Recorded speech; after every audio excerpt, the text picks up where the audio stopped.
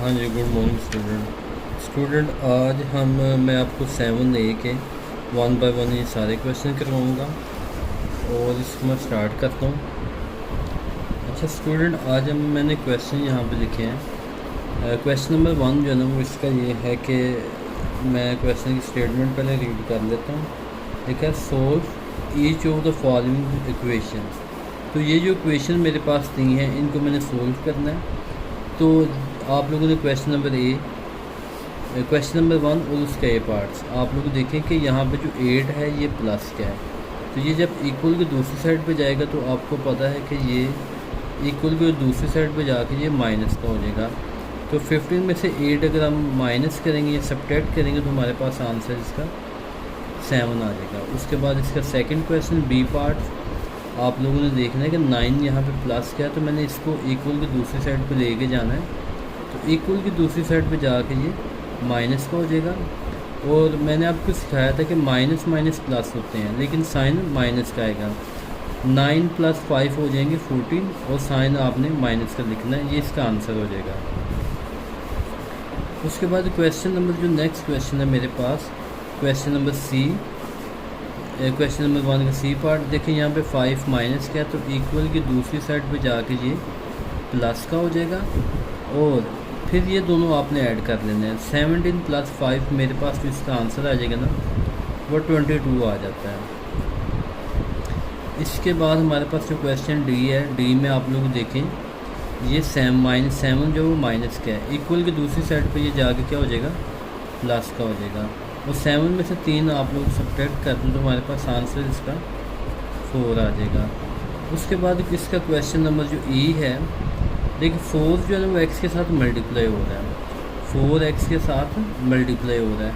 जब इक्वल की दूसरी साइड पे जाएगा तो उधर जाके ये डिवाइड हो जाएगा। तो 28 / 4 और इसको 2 के टेबल से इसकी कटिंग कर लेते हैं। 2 × 2 = 4 और 2 × 1 = 2 और 2 × 4 = 8। तो इसका आंसर मेरे पास क्या आ जाएगा -14/2। लेकिन फिर ये 2 के टेबल से इनकी कटिंग हो रही है, देखिए ये माइनस का साइन उसी तरह से 2 × 1 = 2 और 2 × 7 = 14। तो इसका आंसर आएगा 7/1। अगर आप लोग इसके नीचे 1 ना भी ना लिखें तो फिर भी ये सही है। वैसे मैं लिख देता हूँ लेकिन अगर लिखें या ना लिखें 1 से कोई फ़र्क नहीं पड़ता, क्योंकि अगर मैं 1 से डिवाइड करूँगा 7 को, देखिए मैं यहाँ पे दोबारा से लिख लेता हूँ। अगर मैं डिवाइड करता हूँ 7 को 1 से तो इसका आंसर जो है ना मेरे पास वो 7 ही आएगा। इसके बाद ए के बाद नेक्स्ट जो मेरे पास इसका क्वेश्चन है क्वेश्चन नंबर एफ है। तो ये आप लोग देखें कि 24 जो है वो x के साथ मल्टीप्लाई हो रहा है। तो मैं सबसे पहले मैं मल्टीप्लाई करवाने से पहले देखिए 24 जो है ना वो इधर डिवाइड हो रहा है, x के साथ ये मल्टीप्लाई हो रहा है। तो इक्वल की दूसरी साइड पे ये जाके क्या हो जाएगा डिवाइड हो जाएगा। फिर आप लोगों ने याद रखना है कि देखिए ये माइनस और ये माइनस आपस में कट हो जाते हैं तो x आ जाता है। इसको 2 के टेबल से डिवाइड कर लें, देखिए 2 × 12 = 14 और 2 × 7 = 14 और 2 × 2 = 4। फिर 2 के टेबल से 2 × 6 = 12, 2 × 3 = 6 और 2 × 6 = 12। फिर 6 × 1 = 6 और 6 × 6 क्या हो जाएगा 12 हो जाएगा। तो x का आंसर मेरे पास क्या आ जाएगा 6 आ जाएगा।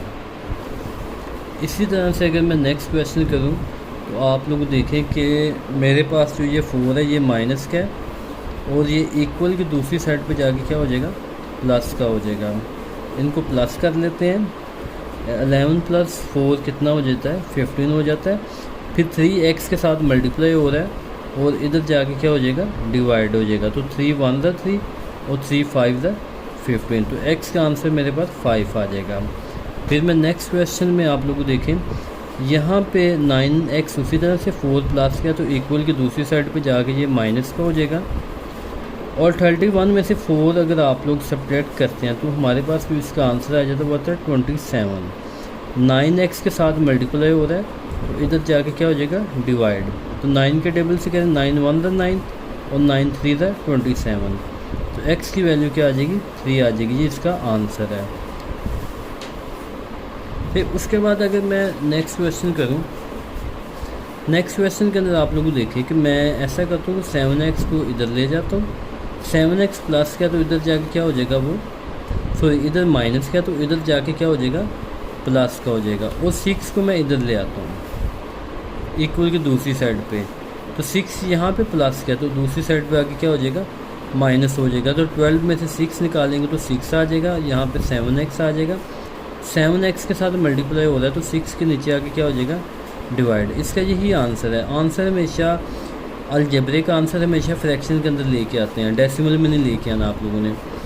उसके बाद यहाँ पे देखेंगे -7 और प्लस क्या तो इक्वल की दूसरी साइड पे जाके ये क्या हो जाएगा, यहाँ पे माइनस क्या तो इक्वल की दूसरी साइड पे जाके प्लस का हो जाएगा, यहाँ पे माइनस और 12 जो है वो प्लस क्या तो इक्वल की दूसरी साइड पे जाके क्या हो जाएगा, यहाँ पे माइनस क्या तो इक्वल की दूसरी साइड पे जाके ये प्लस का हो जाएगा, और 3 + 12 कितना हो जाएगा 15 हो जाएगा, और यहाँ पे आ जाएगा 7y, और 7 जो है वो मल्टीप्लाई हो रहा है y के साथ तो इधर आके क्या हो जाएगा डिवाइड। तो अब ये एक टेबल से डिवाइड नहीं हो रहे तो इसका यही आंसर है। फिर आपने ये साइन लगा के और इसकी डायरेक्शन आप लोग चेंज करके लिख सकते हैं, तो ये इसका आंसर है। मैं इस क्वेश्चन में भी आप लोगों को बताऊँ कि आप लोग इसको ऐसे भी लिख सकते हैं। कुछ बच्चे परेशान होते हैं कि x इधर क्यों आ गया है, क्योंकि मैंने x इसलिए इधर लेके आता हूँ ताकि जो मेरे पास वेरिएबल वाली वैल्यू है वो माइनस में ना रहे। तो बेटे ये आप था आपका क्वेश्चन नंबर 1। तो नेक्स्ट वीडियो में मैं फिर आपको क्वेश्चन नंबर 2 जो है ना वो करवाता हूँ। अच्छा बेटे यहाँ पे मैंने एक्सरसाइज 7A का क्वेश्चन नंबर 2 लिखा है। क्वेश्चन नंबर 2 की स्टेटमेंट क्या है कि solve each of the following equation. तो यहाँ पे भी हमने x की वैल्यू फाइंड करनी है।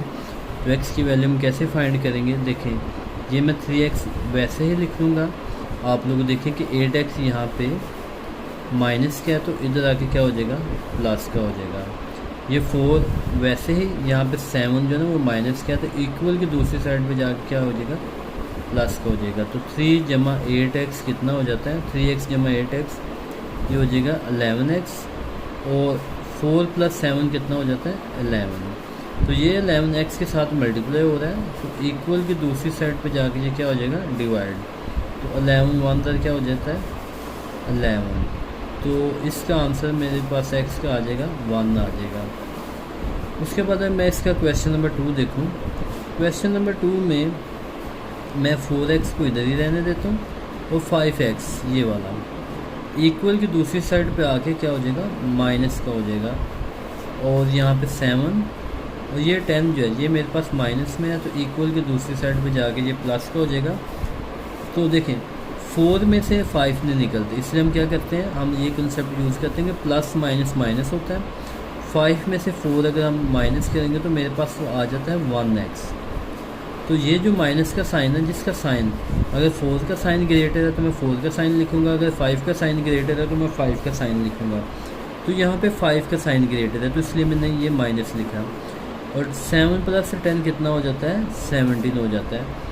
फिर देखो 1 जो है ना -1x के साथ मल्टीप्लाई हो रहा है, इसको अगर मैं इधर ले जाता हूँ तो ये क्या हो जाएगा डिवाइड। फिर आप लोग सोच रहे होंगे कि ये मैंने माइनस ऊपर क्यों लिखा, आप लोग यहाँ पे भी लिख सकते हैं, लेकिन ये आप ऊपर वाली वैल्यू के साथ भी लिख सकते हैं। देखो 17 को 1 से डिवाइड करेंगे तो इसका आंसर क्या आ जाएगा -17 आ जाता है। नेक्स्ट क्वेश्चन के अंदर आप लोग देखें, यहाँ पे 7y है और यहाँ पे ये माइनस का 2y है, इधर आके इक्वल की दूसरी साइड पे आके ये हो जाएगा प्लस। यहाँ पे 13y है तो ये इक्वल की दूसरी साइड पे जाके क्या हो जाएगा माइनस हो जाएगा। तो 7y + 2y कितना हो जाता है 9y, -6 और -30 जो मेरे पास होता है वो हो जाता है 36। फिर 9 जो है वो y के साथ मल्टीप्लाई हो रहा है और यहाँ पे आगे क्या हो जाएगा डिवाइड हो जाएगा। फिर आपने 9 के टेबल से इसकी कटिंग कर लेनी है, 9 × 1 = 9 और 9 × 4 = क्या हो जाता है 36। ये मैं माइनस उसी तरह से साथ लिख लूँगा तो ये मेरे पास इसका आंसर आ जाएगा। उसके बाद क्वेश्चन नंबर 2 का जो डी पार्ट है, डी पार्ट के अंदर आप लोग देखें यहाँ पे मेरे पास 2y है और 7y इधर आके इक्वल की साइड पे आके वो माइनस का हो जाएगा और 7 उधर जाके प्लस का हो जाएगा। तो 23 ये प्लस हो जाएगा तो +7 आ जाएगा, और इन दोनों को सब्ट्रैक्ट करेंगे तो मेरे पास आ जाएगा -5y। इन दोनों को सब्ट्रैक्ट करेंगे तो 23 में से 7 आप लोग निकाल देंगे तो मेरे पास इसका आंसर आ जाता है 16, और ये माइनस का साइन साथ में।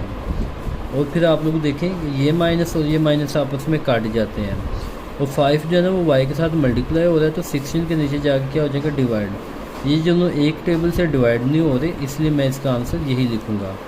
अच्छा जी, क्वेश्चन नंबर 1 और 2 आपका कंप्लीट हो गया। अगर किसी क्वेश्चन में आप लोगों को समझ ना आ रही हो, आप लोगों को कमेंट बॉक्स के अंदर मुझे मैसेज कर सकते हैं, टेक्स्ट कर सकते हैं, तो मैं ज़रूर आपको समझाने की कोशिश करूँगा। अल्लाह हाफिज़।